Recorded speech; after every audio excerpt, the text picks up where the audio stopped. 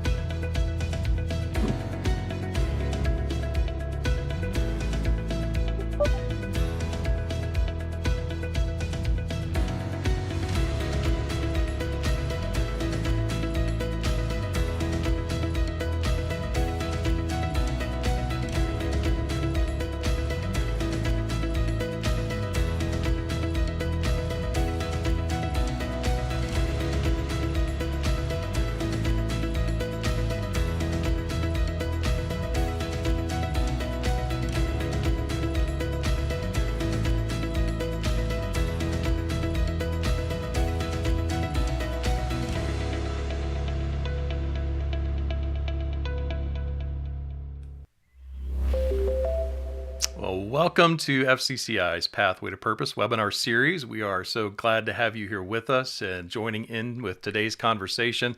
Looking forward to your interaction with Duane Donner, our guest here in just a bit. Well, isn't it hard to believe that we're already in November? We're headed into this holiday season, and we're praying that today's webinar with Duane is going to provide you with some wonderful resources for some of those family meetings that you're going to be having, those dinners and gatherings with family here during the holidays. But more than that, the ability to really plan for intentional family gatherings for the purpose of not just the transfer of wealth, but the transfer of those family values and the ideas behind and the goals that you have for generosity and what that looks like for generations to come. So we're going to get into all of that today.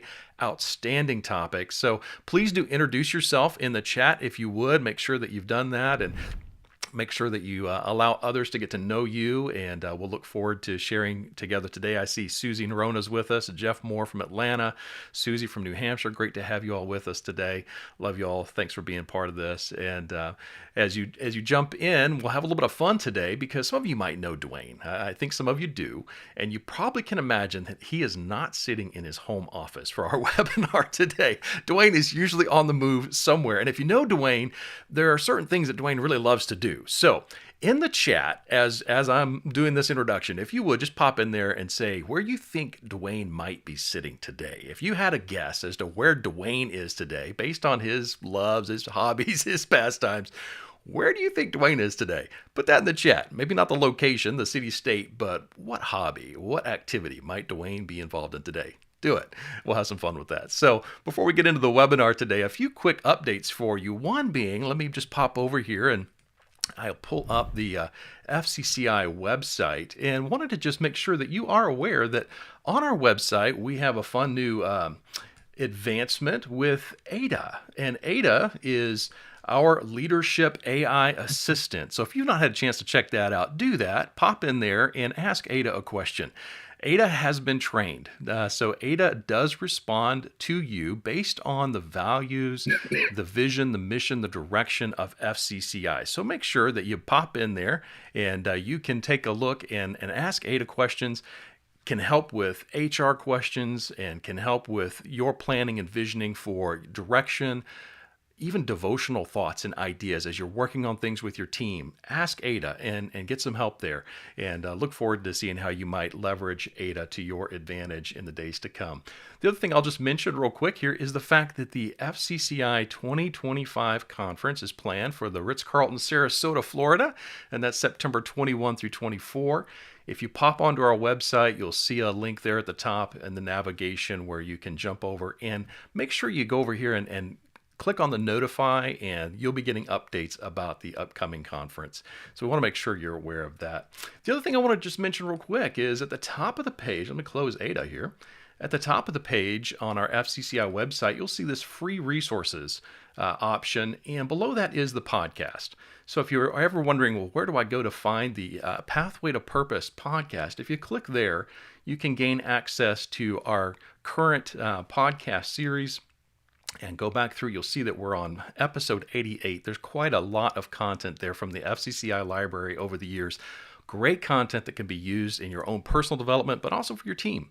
And for some team leadership training, there's some great content there. The current series from Dr. Bruce Cook is absolutely fantastic as he digs into the life and the example of Gideon from Scripture for strategic faith planning. So, December, excited about our webinar in December with Dan Anderson. If you've not had a chance to meet Dan, you're going to thoroughly enjoy having an opportunity to hear from a man that I consider to be the leadership coach. You want to hear from Dan. He's just excellent. 35 years of experience, both in pastoral ministry, business, and coaching. And he's going to talk to us about how to lead ourselves so that we can lead the future as we look not just at the end of the year, but at all times. What are those habits that we need to make sure are a part of our life? There's going to be some great content there. So make sure you jump in there and be a part of that. You'll see that in the follow-up email that will come to you at the close of our webinar today. So I wanted to see, has anyone had a thought yet for where Duane might be? Well, we've got guesses like the airplane. Wes Griffin, you're in Georgia. Great to have you with us, Wes. Good to have you. Any other guesses on where Duane might be? Well, It's an honor for me to welcome Duane onto our webinar here today. And Duane, tell us, where are you, brother? Yeah, well, it's great to be with you today, Ken, and FCCI family. But I'm actually up in uh, Missouri, in a place called Habitat Flats, which is a really probably one of the premier duck hunting, goose hunting lodges in North America. I had a great duck hunt this morning. That's I had awesome. this, of course, I had this podcast planned. A good friend of mine invited me on this trip, and I said, "Do y'all have good Wi-Fi?" And I need to be back at the lodge no later than 11:30. Well, So thanks I for was taking able to up. go duck hunting. Yeah, I'm glad you were able to jump in, and everything is working out so great here, Duane. Thank you yeah, so much for sharing, and really appreciate it. So tell us, we've had the opportunity, we've known each other for maybe 5 years or so now. We've enjoyed some wonderful times together on the golf course, and yeah, so thankful for your participation in the lives of so many in this sphere with FCCI and influencing them with godly counsel and guidance, and of course being a part of the FCCI board of directors, which is of tremendous value to us as well. So thank you for contributing and being a part of that and giving from your life and your experience. But tell us a little bit about you. Where are you coming yeah, from? Your spiritual experience, business experience, and where are you coming from as far as these family meetings? yeah. Well, first and foremost, I mean, FCCI has become part of my family, and it's been a blessing and a pleasure to be part of FCCI. Just as a participant, and as in the last 2 years serving on the board, met some great people. It's really had a huge impact on my life. I mean, my faith journey, real quick, because I always like to start there because it is the most significant thing that's ever happened in my life. 23 years ago, I was 33. I'm 56. So I was 33. I'd been through some, always kind of believed in God and, had going to church and things. I grew up Catholic in South Louisiana. I'm from Louisiana. That's why I love to duck hunt so much. And but I, really was, really my faith didn't have a lot of power in my life. I'd gone through some struggles in my family, my marriage and business, and I was really searching. And I got introduced through a men's small group who's now my pastor, Chris Hodges, Church in the Highlands. He was doing a small group on basically on life purpose, and I was really wanting to know my life purpose. And he basically said, "Hey, if you want to know your life purpose, you need to know God. You need to have a relationship with Jesus." And I was like, "Well, I think I do," but he said, "No, you have to surrender your life to the Lord, and then not only will you know your purpose, like he will start to really show you what you're here for, and so I said yes, and really I got born again, and I've never been the same since. And so since then, I've been on a journey, and shortly thereafter, I started Founders, which is our business, and I've been on a journey and the second thing he did, Pastor Chris did for me, is after I came to Christ, I was going to go into full-time ministry. And he asked me why. And I said, because, I'm fired up about God. And he said, well, that's not necessarily the reason you're going full-time ministry. So he said, your business can be a platform for ministry, and you can reach people in your business that, we may not be able to reach as a church. And so that kind of put me on a pursuit of really, how do I integrate my faith into the marketplace, into business. And that was, again, 23 years ago. And it's been an exciting journey. And again, that's what I love about FCCI, because it's really, brings to, business leaders and CEOs and owners kind of, best practices and thought leaders, and really just experiences on how to do that. So Yeah. that's part of our journey. And so doing that, that's what led me to a lot of what we're going to talk about today. It was a convergence of multiple things Hmm. that I had experienced, and part of my purpose. Yeah. My purpose today, like my stated purpose, as is to invest in and connect leaders to multiply for kingdom purpose. Like, that's what I love to do, and I do that through my business. I do that through ministry, and in doing so, I've over the years, kind of, because what we do in our business is help people go through transitions, generally taking their companies to market, selling their businesses, or transitioning their businesses, or finding partners to help them grow their companies. So that's what we do.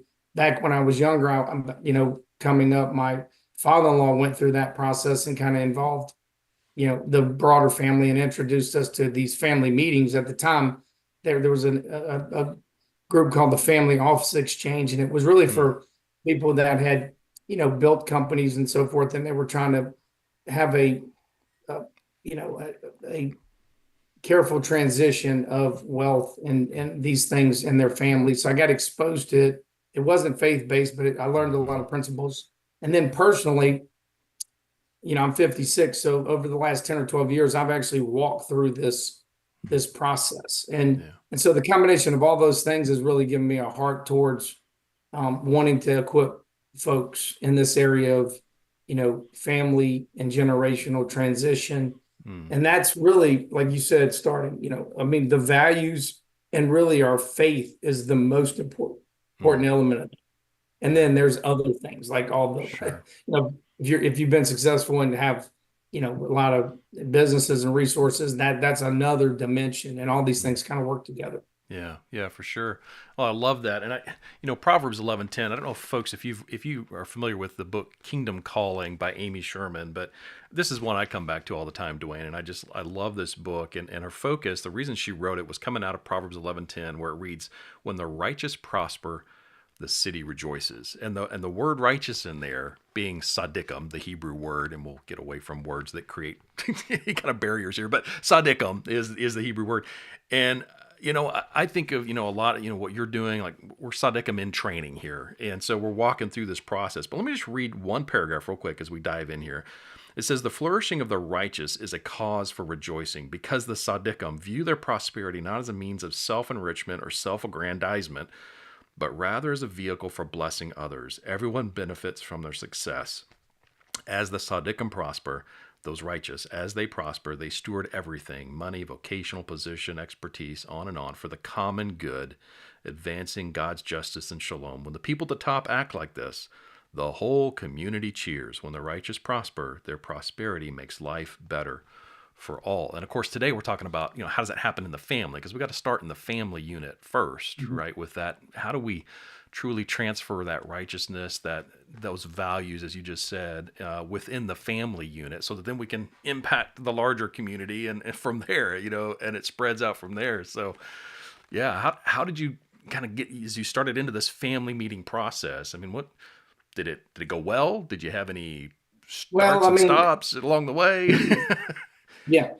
Well, I mean, just to back up a little bit, I mean, I do think, well, first of all, the family is the Mm, first it's institution got to God be. created really to Yeah. instill values and perpetuate and to, have this generational Mm-hmm.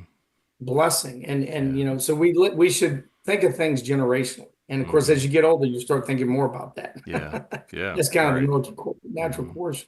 But for me, and I think for most people, we really value and love our families, and we want the best for them. Mm-hmm. And, there's so many, you know, traps Yeah. especially as we become prosperous, Right. because as we prosper and we create resources, many times those can become, really a handicap for the next Mm. generations if it's not, Right. or it can create a lot of problems within a family. And we see it Mm-hmm. all the time. I see it all the time. Right. And so the first thing my wife and I, wanted to do is make sure that we had a healthy Mm. relationship and we were healthy. So it starts Mm. really with the individual. Yeah. We have to be healthy. We have to Mm. live godly. It's very hard to give something you don't have. And, Right. we all come from brokenness, and there's, God says that, there's, these curses can be handed down Mm. for generations, but God has blessings. So it really starts with identifying what are the things and I love the heritage. I love the word heritage. We do the Mm. heritage forum because the heritage, people talk legacy all the time, and I love legacy, but legacy is what people remember you for after you're gone. But heritage is literally what we're doing and transferring and building today. Mm. And I think the first place we start is what are the things we don't want to pass on to our kids? Mm-hmm. Okay. And we all have some of those things, right, that we kind of inherited. And Yeah. what are the things we want to intentionally pass on to our kids? And I think there's two dimensions to this. One is, the the just how we live, because how you live matters. It's more caught than taught. So we can say a lot of things, but if we don't live a certain way, that can be, it can create problems in passing on. The second part is intentionality, being intentional Yeah. about these things. Most people, even people who are faith, aren't that intentional. Hmm. And the one Hmm. one thing the one thought I'd like to share with everyone, in this, because I think most of the folks that are in FCCI are in it because they are running a company or they're leading a business. And I would say that most leaders, CEOs, owners of companies take time, if they're going to be successful, to intentionally develop a vision Hmm. and a mission and values Yeah. for their company, for their team, and even purpose. I think purpose is a huge part. Most companies do that. They take Hmm. time to Yeah. do that, and that creates a culture. And we know that culture, we've talked about this, is so Hmm. important. Hmm. Very few families take time to Hmm. develop a vision, a mission, values, and Right. purpose. Right. And I don't know why that is, but I think our families, we would all say, are more important than our businesses. Yeah. So And we generally, so families then we are we last kind of past end up place. with an accidental culture, right? Because we Right. don't. Yeah. Yes. And, I mean, I think when God works in your life and have, basically start walking with the Lord, He starts to impart things. And of course, there is a transformation of your family, a lot of great things. I mean, for me, it was life changing, and it's changed my family. All my kids are saved, and they love the Lord, my wife, and so our culture and our family is very in influenced by our faith. But about 10 or 12 years ago, as my kids were becoming young adults, getting going into the phase of college, we were facing empty nesting. It just became very important to me and my wife that we step into a more intentional process. And that's really what led to the Heritage Forum, because Hmm. I had always been, since I've come to Christ, been intentional by, you know, having these conversations and, telling stories of faith and so forth. Hmm. But 11, 12 years ago, I actually started working with a life coach and went through the process personally to kind of do kind of some life planning. And Hmm. that led to Yeah. us in our family doing, kind of this heritage planning. And we started developing Hmm. our values as a family. We started having family meetings, Hmm. and really, it started to have a huge impact on our family. And again, the good news, we've been doing it probably for about 12 years. I have, just so you know, tell you my family, I have three daughters. Um, they're all grown. Two of them, one of them's 30. I've been married 33 years to my dear wife, Amy. We've been knowing each other forever, but been married 33 years. My oldest daughter's 32. I have a 30-year-old and a 20-year-old. Two of my daughters are married, been married for almost 10 years.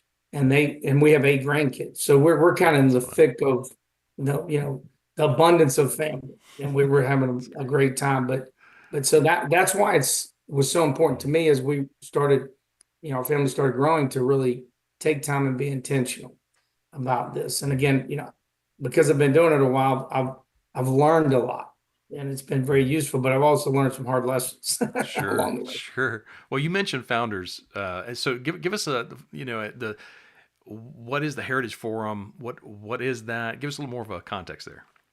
Yeah. Well, the Heritage Forum is a ministry that I started about 7 years ago, and really would it and we basically twice a year we host a retreat. It's invite only. Hmm. A lot of folks at FCCI have been there to I think you've been to the Heritage I Forum. have, and then thoroughly And enjoyed it. Ryan just recently went Yeah, through. yeah. Um, I'm gonna but pop it's up the it's website while you're talking about it real quick. Go ahead. yeah, it's a 2 day retreat. Starts on a Monday, ends on a Wednesday. We do it in April and the fall in October.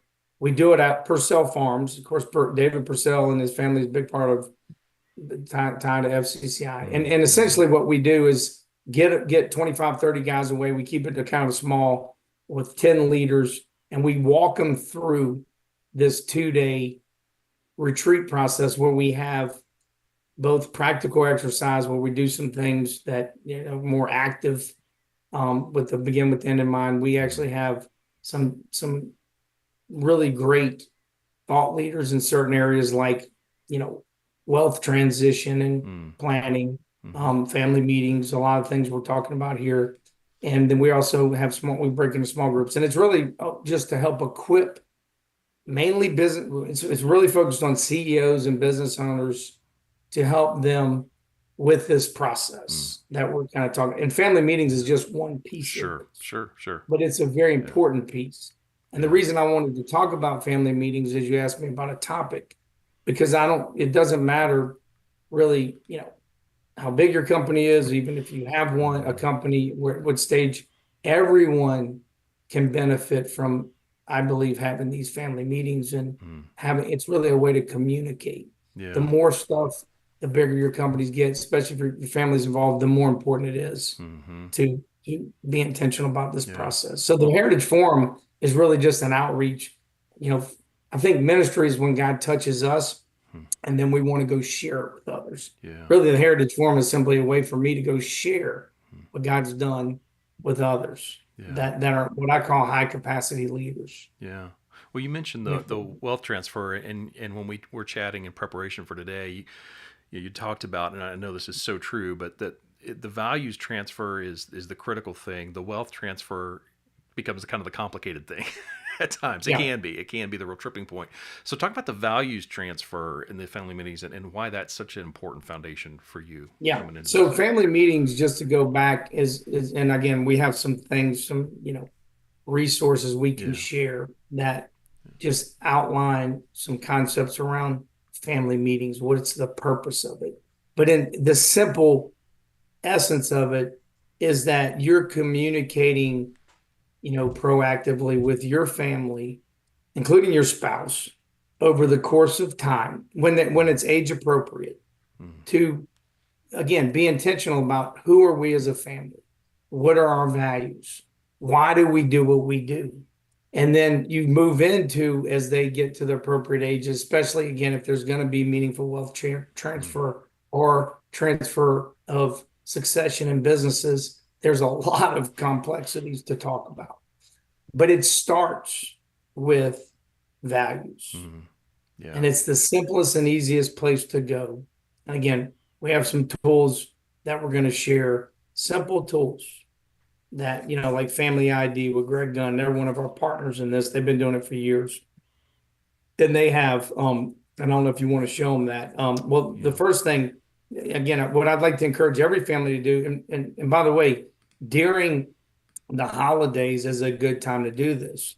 Mm. I don't know if I just kind of pull this out at the Thanksgiving dinner table necessarily, but I think it is a good time to Sure. bring it up Mm, and say, hey, family, mm, you know, I've been praying about this and really God's prompted me and I've listened to this maybe podcast and there's some things, that I'd love for us to talk about that are more like the meaningful things of our family that I'd like our values as a mm-hmm. family. Maybe would y'all be open for us to do a family values exercise? And you can do that with your kids almost at any age. Obviously, if the Sure. older they are, the more meaningful it is. Yeah. But if you go to the next page, Sure. um,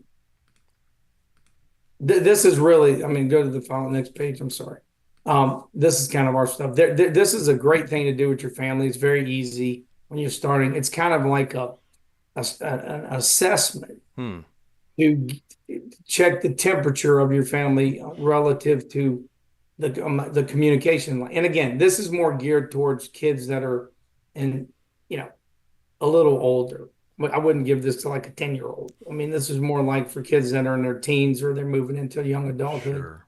It's like this is a simple assessment that says, hey, how well did we communicate? Do Hmm. you feel like you're being heard?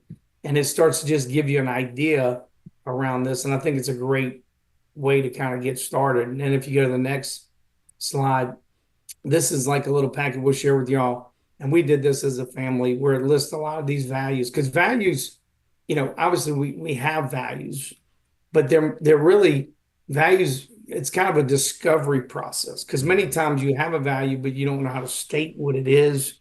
And this is a great thing that where you get each of your family members to go through this list, and it's kind of a process elimination where you pick 20 and then you narrow it to 10, then you narrow it to five each person. Mm, And then everybody kind of have what they believe are the family values. Like what do we all kind of share in our family?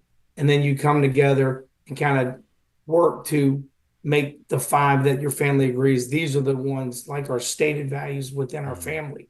And that really, in our family was a great thing because we all kind of, came together and said, yeah, we agree. These are things we really, now we value a lot of these things, but these are the sure. things that the Donners really stand on. Yeah. And, generosity is one of them, and perseverance. And it was a great, because then, by the way, we talk about, well, why do we think generosity is one of our values? Why is perseverance? Right. And you get to Yeah. tell the stories of this is why we believe this is a value, and it reinforces it, and it brings identity. One Mm, of the most important things to a family, and really to any person. We know this, like having our identity in Christ. I remember as a young teen, my family, I had a great family, but we didn't really have a lot of this in our family intentionally. And I didn't really have a good identity, and I was insecure. And that created a lot mm, of problems mm, in my life because I didn't have that security mhm, and identity in Christ. And then secondly, within my family. And so this is just a fabulous, in my, from my experience, opportunity, for families. And when you talk about family meetings, I think it starts mm, there. mhm, And then there's other things, that we went on the path of, and we can talk about some of the other things we do in family meeting. If you go back to that first slide 106, kind of the first page that we have. It really, yeah, if you move up a little bit, this is kind of these are the things we're trying to accomplish when we have so family meetings, again, can be, informal. They can be a little more formal. I did learn the hard way, and I want to just make this as a side note because I am a pretty hard charging, business guy. And I just said, well, I know how to run a business, and I'm, going to take these same principles and I'm going to apply them to my family. And that was really not the right approach because even though I had a good intention, you don't really approach your family like you approach your business. It's the same principles, but it's a different tactic. mhm, And I did kind of learn that because I put together agendas, and I've had PowerPoint presentations, and I called it the family office meeting, which I would not advise you call it the family office meeting. And my kids were receptive, and we had a lot of good, but as we had son-in-laws coming in, and to these things, and the family growing, at some point, my daughters and even my son-in-law were like, look, we love coming together, we love what we're doing here, but we really don't like having agendas and it being so business like you know because it didn't feel good. And so I had to sure. really take a step back and adjust. Mm, And really what we're trying to do at these meetings, we normally have, when we start, and it depends on the age of your kids and what you're trying to accomplish. yeah. But if your kids are young, again, you want it to be less Mm, frequent and more just like we're just trying to connect, and mm, we're just opening the door to these conversations, mhm, not heavy. As yeah. your kids get older, especially if you're doing, again, succession planning in a business, if you're talking about wealth transfer, and I'm talking about when they're married, they've got in-laws coming in, you got grandkids. It's time to start having some real discussions. And because you got to think of it as a process, Mm, and you're trying to communicate what is your heart and intent towards transferring, mm, wealth, mm, or again, if yeah. you have a business, the roles within the business or whatever the parameters are, and sharing that, the heart of that. Again, the Yeah. values matter most. So we when we started this, when our kids were getting older, we were having these family meetings a couple times a year. And one of the biggest goals I had in the family meetings was to make it fun. You got to make it fun and attractive. You don't want it to be, again, too serious or business like. So we would do them at really nice places like Purcell Farms, or we do them at, just take them to a nice place, Mhm, and involve recreation, and good meals and things like that. Because one of the biggest things you're trying to accomplish at a family meeting is to connect with your family at a deeper level. In fact, we start every family meeting with on the first night. Generally, we're sitting around the fire, around the dinner table, and a nice casual. We go in and we start real slow, and we try to start. We normally do it over a day or two, but we would normally start that process by just connecting and doing a heart Mm. check in. Where are you? How are you doing? How's your family? And that's just a great way to start the process of a Mm. family meeting. Yeah, that's And then, good. of course, I'm always trying to communicate something to my family intentionally, Mm. whether it's a principle or an actual, you know, situation where we're like with again when we've done a lot of estate planning and we were trying to help our kids understand certain concepts. And so we would basically have a meeting around, here's how we've set up, our kind of estate plan, Mm-hmm. and here's this is what we're doing, and here's why we're doing it. And then when it comes to like my grandkids, we would tell them, hey, here's our ideas, but we want your feedback on, get their feedback on, ideas around that. And we'd also try to use third parties, which I think is a Yeah. very important piece of this. Yeah, you'd mentioned that to bring in those advisors. Now, do you bring them into the meetings themselves, or do they just serve as advisors for you and prep for the family meeting? How does that work for you guys? Both. I mean, Both. Okay. we would definitely spend time with our advisors. And one of the things I just want a little nugget I want to encourage to all folks that are listening to this and families. I mean, you have advisors for a reason. First of all, you Mm. should pick advisors that share your values, not just ones that, are supposedly good at their trade, especially when it comes to managing your wealth and your Mm. your your resources. I think it's so important to have advisors that really share your values. Mm. But my wife and I started, 15 years ago when we really started, building some wealth. My wife was intimidated by all that. I wanted Mm. my wife to really understand it. So we started meeting with our financial advisors every month. Mm. And we've done that. We did that religiously for 10 years because then we were all on the same page. Yeah. And it was a real value add for us as we started coming into these family meetings because they were on the same page. They would help us prep for every one of those meetings. And then many of those meetings, we would actually have them come and present at the meetings. And I think that's a that's a huge thing when you have Yeah.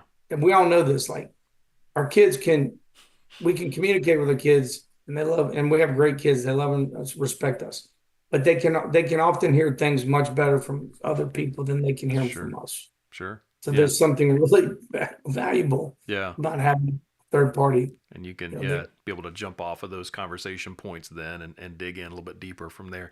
You mentioned, okay, so you have mentioned as far as the age, as you start into this process, but talk about that a little bit. Like your kids were, how old were they when you did your first one? What was that Yeah, point? we probably had our first family meeting about 12 years ago. Okay.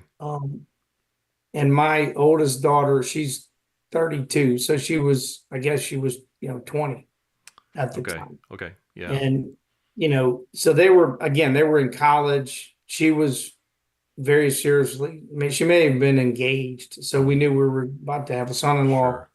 And that was, and again, part of that for us, just again to make sure people understand, there's a lot of dynamics here, Yeah. and it wasn't one dimensional. A lot of this from my wife and I was it really about intentionally, engaging with our kids and our faith and our values Mm. because we felt like that was important. But we also at that point in time we started again our wealth started growing. We started doing more generational planning with our Mm. estate plan, Yeah. and we felt like it was important to communicate. But one of the things that we have decided is that we're not, going to maximize transition of our wealth to our next generation.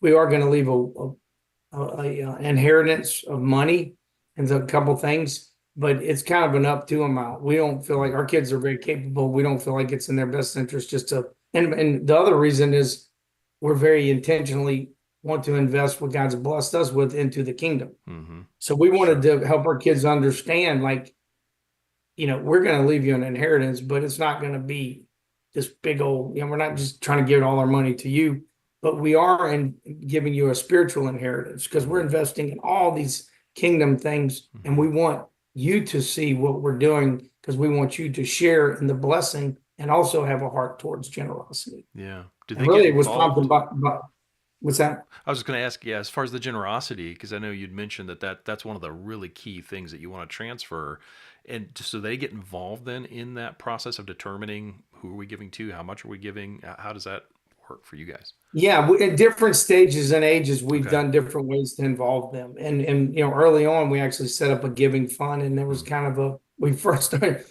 The first thing our wealth advisor said, "Hey, y'all are very generous. Are y'all sharing with your kids what y'all are doing?" And I said, "No, we're not."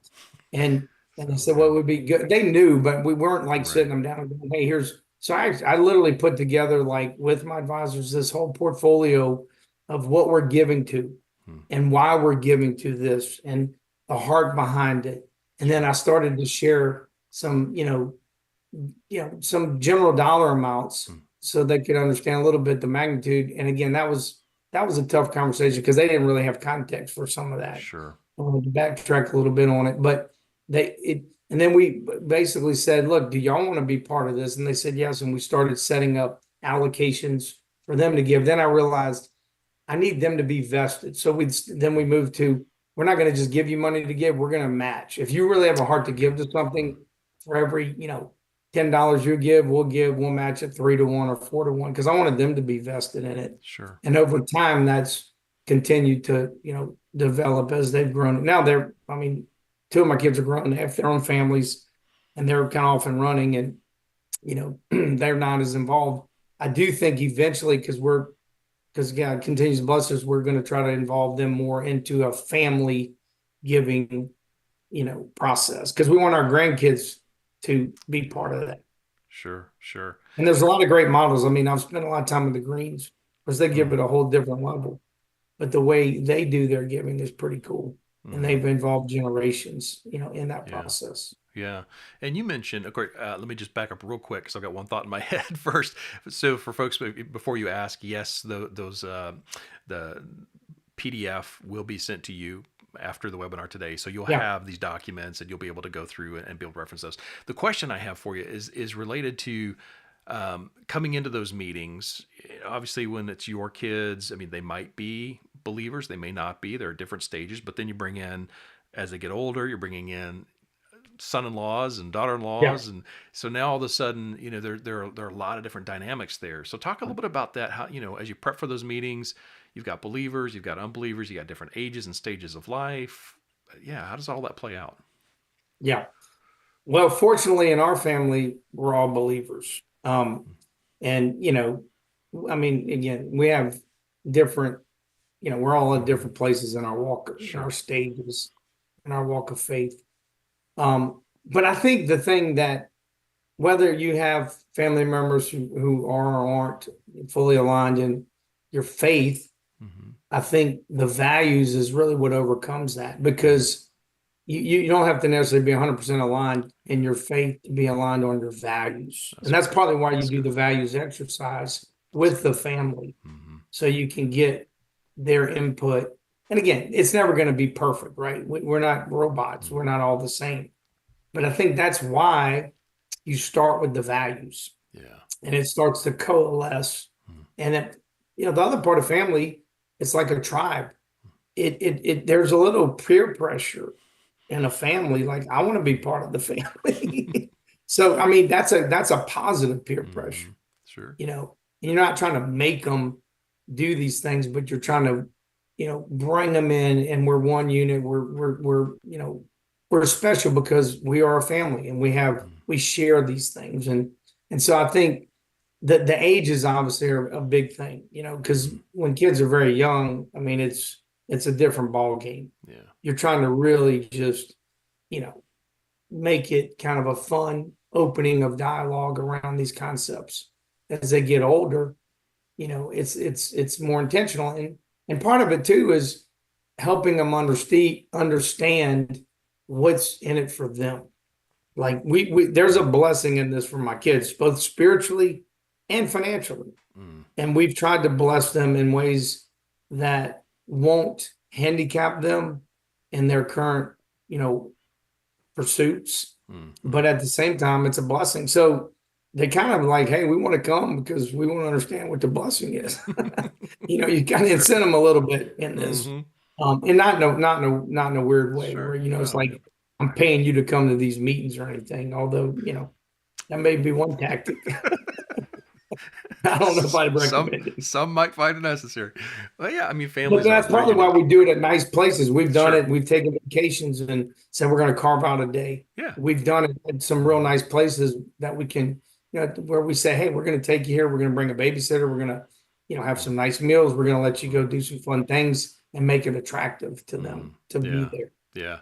Well, and you mentioned, I mean, obviously you don't want to dive into the deep end right away. The very first family meeting, I wouldn't think you're going all the way into the let's talk about the wealth transfer and the estate planning.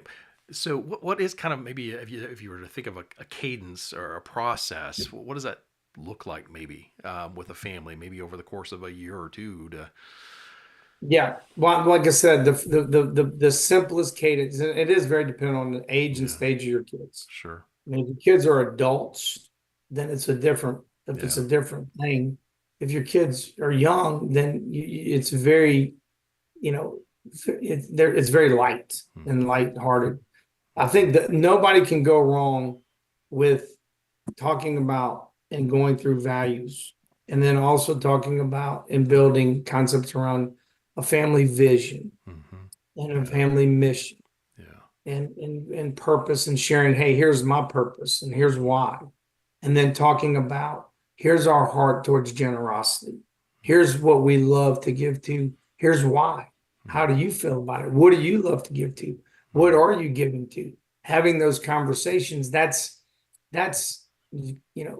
those discussions are not so much age appropriate, and that's kind of the 101 stage. mm, And then like we just had a conversation with my two older children, um, because they do have a trust actually that their grandfather set up.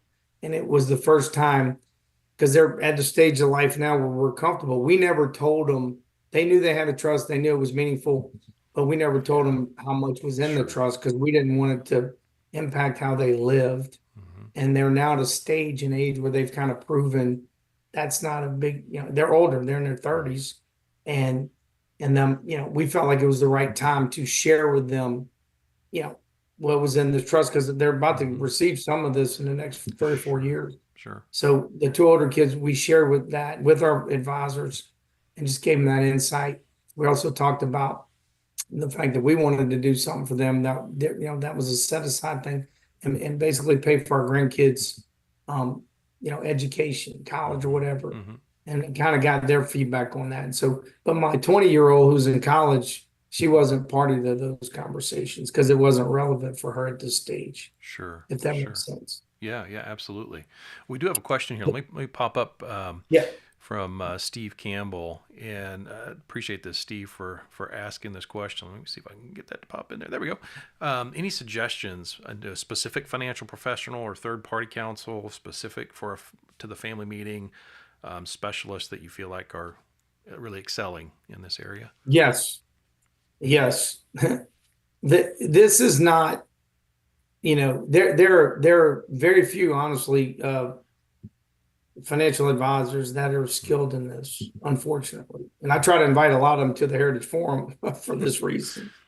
Mm, I mean, I do have some, one of them is Ron Blue Trust. Russ mm, Crossing's a good friend mm-hmm. of mine. He actually helps us Right. with the Heritage Forum, Mm-hmm.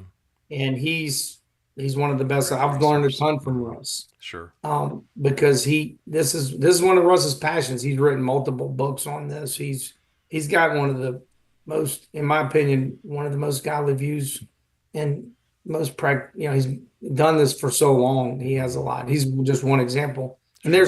there are several others that I'd be happy to share, the firms that do this well. Yeah. but Yeah. that's one that comes to mind. Sure. Sure. And that's great, and I appreciate that.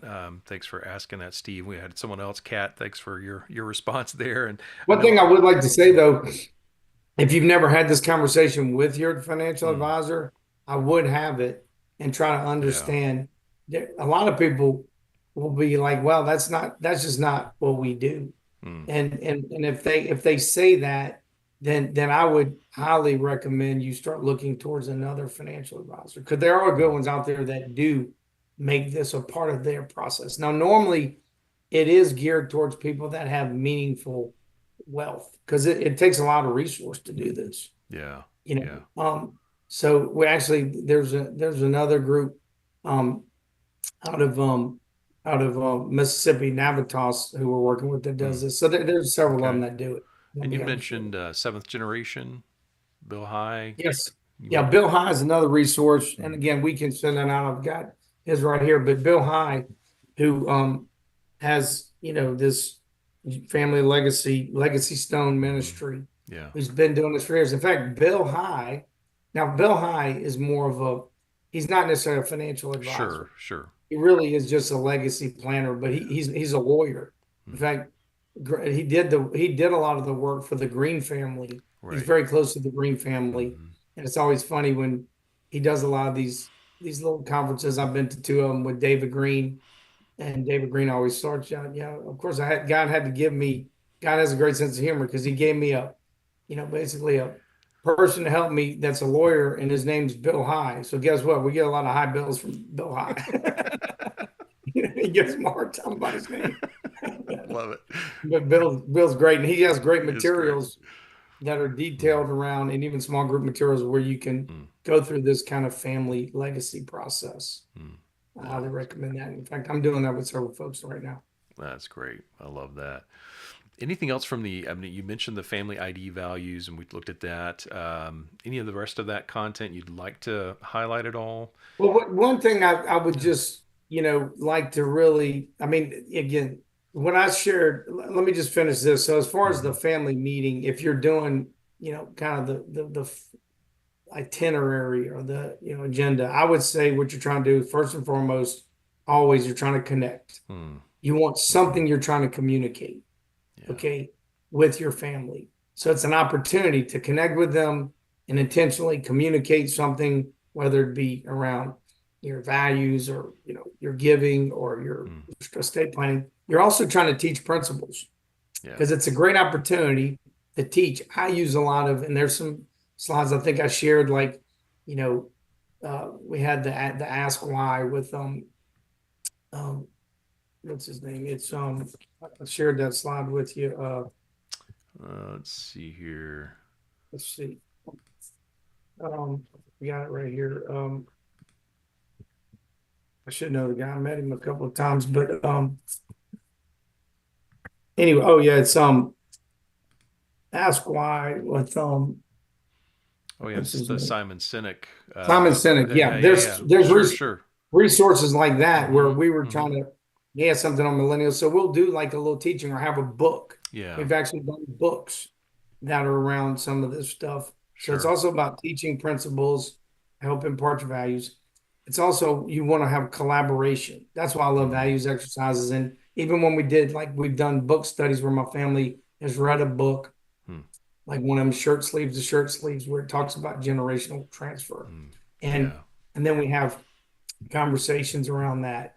And really what you're trying to do is just help your kids, grandkids grow and develop in this concept of stewardship and really explaining what stewardship is. I Mm, mean, that's a big part of FCCI.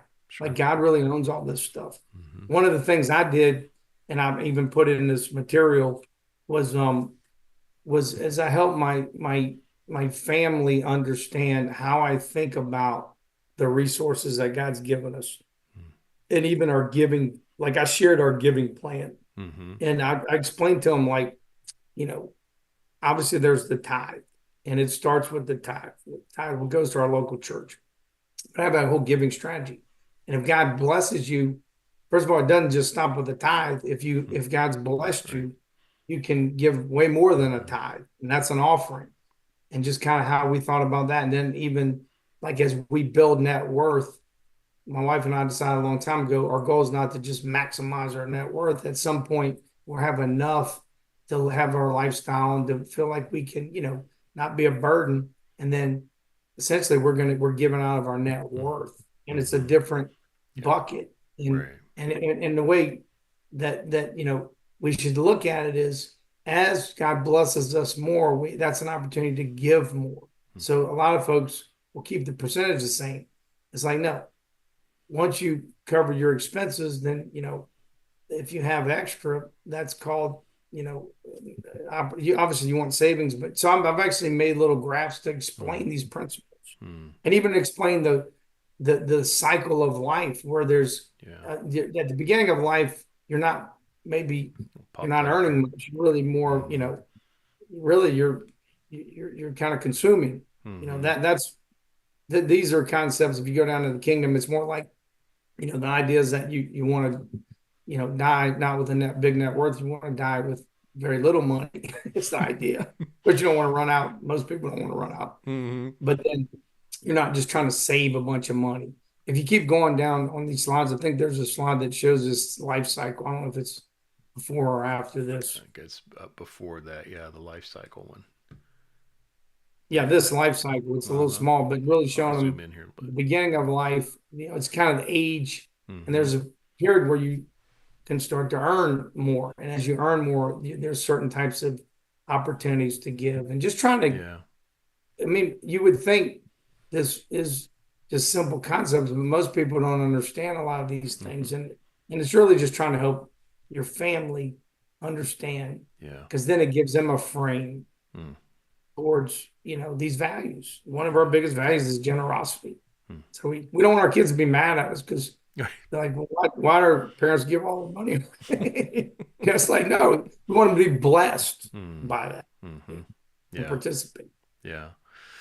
And that value of transferring that is the value of life, to be able to step into the arena of earning and contributing and then being able to experience this yourself and not just say, yeah, you're not even gonna have to experience it, but to actually step into that and be a part of being a part of God's plan of creating and contributing and redeeming and all of that. And so, yeah, I love that. The Yeah, and question. I love some of these scriptures that of course, we're always talking about scriptures. All this is Mm, based on scripture. It's one of the sure. things I shared as kind of our family vision, mission, values, which our family vision is to have lasting godly heritage for 10 generations. So we're Mm, thinking generation. In yeah. fact, in Psalms 145, it says, one generation shall commend your works to another and Mm, shall declare your mighty acts. So, like, we want to live generationally. And the way we're going to do that as a family is we're by abiding in Christ and mm, serving others and living generously. yeah. And of course, our values of we want to have faith at the forefront, and our family and heritage is a big deal to us. Perseverance and is a big deal. We persevered through a Mm, lot in our life, in our family, in our marriage, mm, generosity and health. So we try to reinforce all these things. And then I love the scripture. It's one that we really, two main scriptures we share at the Heritage Forum. One is from Jeremiah 17:7 and 8. It says, but blessed is the one who trusts in the Lord, whose confidence is in him. mm, They will be like a tree planted by the water that sends out its roots by the stream. It does not fear when heat comes. Its leaves are always green.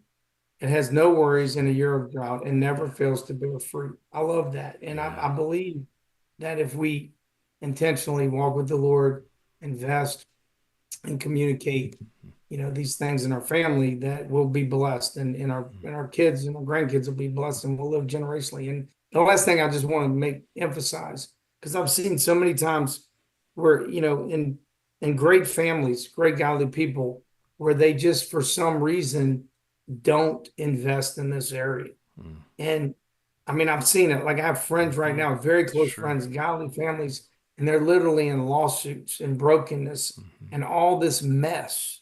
And what was meant to be a blessing turns into just a terrible curse Yeah. and so much pain. And it's very preventable. It's Mm, I think it's irresponsible for God to give us blessing and us not be proactive in how we steward and communicate that with our families. mm, And that's part of, I believe, what we're called to do. And Yeah. there is a lot of scripture around this, Yeah. you know. That's awesome. So, if you were to say to a family that's never done this and they're coming into the holidays, what would you say? Hey, maybe here's a great starting point for the conversation during the holidays this year. Absolutely. Yeah. Well, I think the first thing around the holidays, we do this every year. And of course, Thanksgiving's a great time to do it. Is just to do kind of a hard check-in. Hey, where are you? Again, different ages and stages. You can always do the old, what are you really, what is the one thing you're most grateful for? It's a great, Yeah. and by the way, as the leader of the family or the spouse, and you can say, hey, I'm grateful for our family that God's blessed us. And that can lead into the values discussion. It doesn't even have to be an exercise. It Yeah. can just be a discussion. Sure. If you had to pick two or three things that you would Mm. say our family really values and give them examples around, is it generosity? Is it, you know, serving Mm-hmm. others? What, Mm-hmm. just give and then just see where it goes and have a conversation. And that will just start you down the path Yeah. of, and the thing I also want to encourage is that you do, when you get in these meetings, and I know it's hard for me, but just that you be, you're gentle and not trying to Mm. force anything. Sure. Just kind of lead them in this gentle conversation with your wife. Yeah. Yeah. No, that's great. That's wonderful. Well, as we mentioned, this content is going to be sent out, so you'll have this to work from for those of you that are joining us, and look forward to the opportunity to continue the conversation. If you're a part of FCCI, this dialogue will be continuing. Duane, thank you so much for taking the time today and contributing. And anything to wrap up? Anything else you wanted to share before Yeah, I'd like to we read cap one off? more scripture Yeah, that I love. please. And this is, and I want to encourage us in this. This Mm, encourages me every time I read it. It's something we do at the Heritage Forum. I love sharing this with my family. It's so good. And it comes from First Timothy. Um, and it says, command those who are rich in this present world, mm, which I believe is all of us, mhm, not to be arrogant or nor to put their hope in wealth, which is so uncertain, and it is, but to put their hope in God. I love this, mm, who richly provides us with everything for our enjoyment. I mean, the Lord wants us to enjoy all these things. mm, But he says, command them to do good, to be rich in good deeds, and to be generous and willing to share. In this way, this is so good. This is a promise, by the way. In this way, they will lay up treasures for themselves as a firm foundation for the coming age, so that they may take hold of the life that is truly life. mm, And I believe what he's talking about is the abundant life is to take what God's given us, the blessings, to be a blessing. And that is living the abundant life, the life that's truly life. So I mm. pray that over you, Ken, Mm. over our FCCI Yeah, family, amen. especially as we go into these holiday season, because it can be tough for a lot of people. Yeah. That God will give you that heart and spirit of gratitude, and we would just enjoy the Mm. blessing, so we can be a blessing. Awesome. Well, thank you, Duane. Thanks for sharing that. That's such an awesome passage and really appreciate that. Thanks for those reminders. Well, thanks, folks, for joining us. And we'll look forward to hopefully seeing many of you again in December when we come back together on December 17th. So have a wonderful Thanksgiving, and we'll see you then. Take care. Thank you. Thanks, Appreciate Duane. Appreciate it. it.